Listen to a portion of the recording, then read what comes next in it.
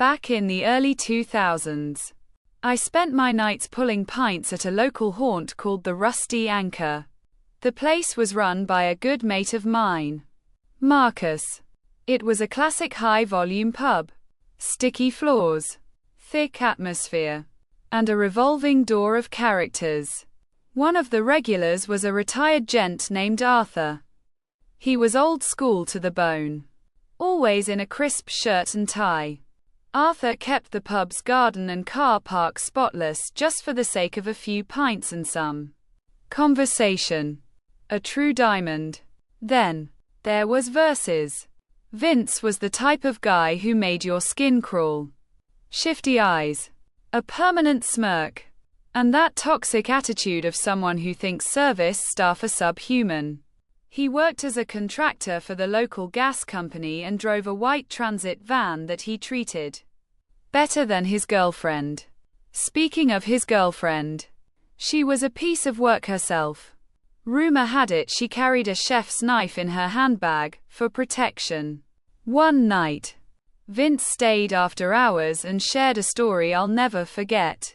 He bragged about how his girlfriend had to use her fingernails to retrieve a lost bedroom toy from his tailpipe.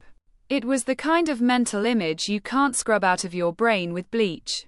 The trouble started small. One night, I left the pub to find my car buried under a mountain of empty beer crates. A week later, Vince leaned over the bar and smirked. "Tough time getting home the other night? You looked a bit boxed in."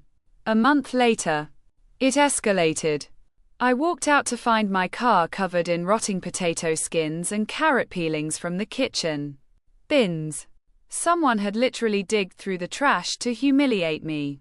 Vince was the only one laughing when I had to get a brush and bucket at 1 a.m.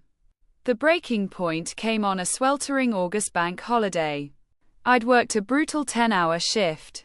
Marcus had a massive bull mastiff named Titan. Titan lived on the flat roof above the toilets.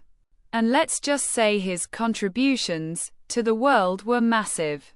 Marcus's wife, Sarah, had just cleared the roof, leaving 2 heavy, black bin bags of Titan's waste by the back gate. When I finally finished my shift and limped to my car, I saw it. My front tire was bone dry, completely flat. I snapped. I'd had enough of the crates, the peelings, and the disrespect. Vince lived nearby in a complex called the Garrison. I grabbed those 2 bags of Titan's finest work and marched down the road. Marcus followed me, pleading with me to stop. But I was on a mission. I found Vince's van. Bag 1. I smeared the contents across the entire windshield and jammed the rest deep into the air intake vents near the wipers. Bag 2. I coated the door handles and the rear windows. I went home feeling like a king. The next morning, I returned to the pub, pumped for a confrontation. But Marcus pulled me aside with a look of pure pity. He told me that Arthur, the lovely old man, also did the maintenance for the Garrison's parking lot. Arthur had arrived at 6 a.m., found the van vandalized, and spent 4 hours scrubbing it clean because he thought Vince was such a nice young man and didn't want him to be upset. I felt sick. My revenge didn't hit the villain. It hit the only saint in the neighborhood. My only tiny consolation was that there was no way Arthur got the mess out of the air vents.